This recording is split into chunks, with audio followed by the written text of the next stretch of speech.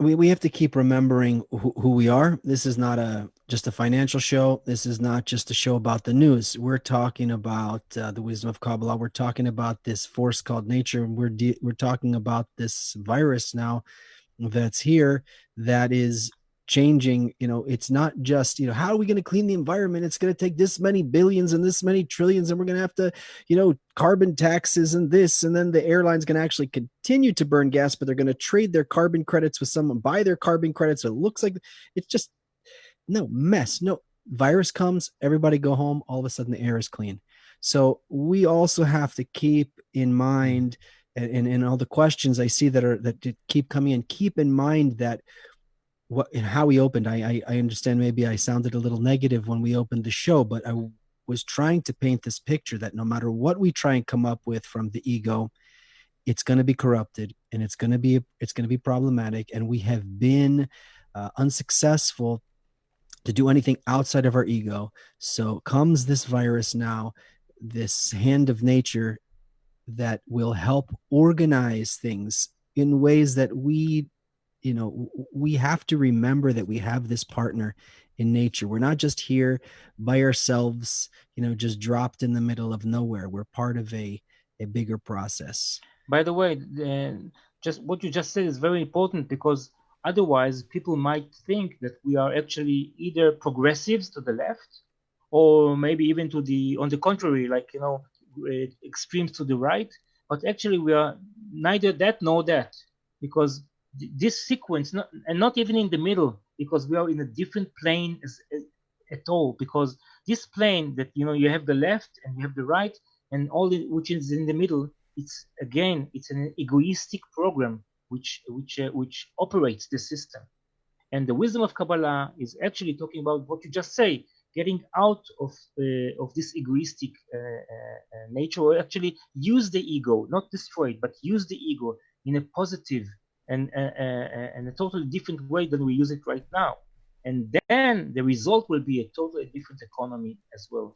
And So unless we do this change, yes, so from the point of view of Kabbalah on economics, you're really not just talking about economics. You're not just talking about changing the financial systems and the economic systems. You're talking about a much deeper change. What is that deeper change, and how does it have to do with economics? What needs to change in order for the economy to change, according to Kabbalah? I have to change.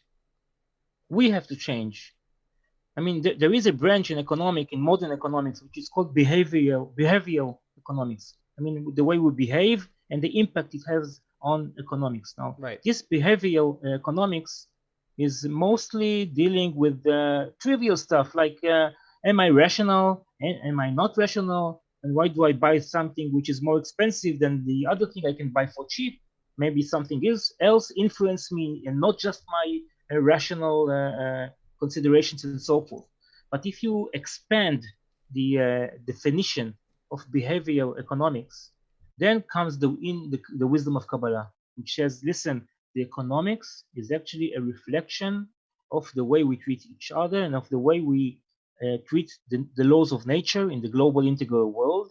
And unless we start with changing those issues, which is the human relations between each and every one of us, and the way we treat the planet and nature and so forth, unless we do that, there's no need and there's no use in changing anything else, because it is doomed to fail.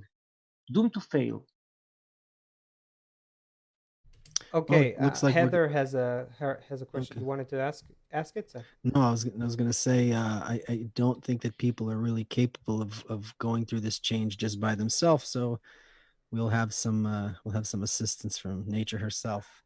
That's But a with very that, important that's a very important point as well. I mean, there's a you can swim in the river against the current or with the current.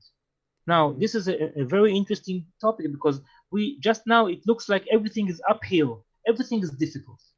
Surviving is difficult, Yeah. making ends meet is difficult, and we're talking about changing human nature. That's like impossible. But we need to really understand that we are getting constant feedback from nature, and right now it is a negative feedback from nature.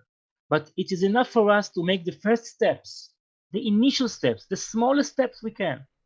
We are able to do. And immediately the feedback will change. Instead of being negative feedback to a positive feedback from nature. And this is like the force we are not counting it right now, but this is what's going to make the change.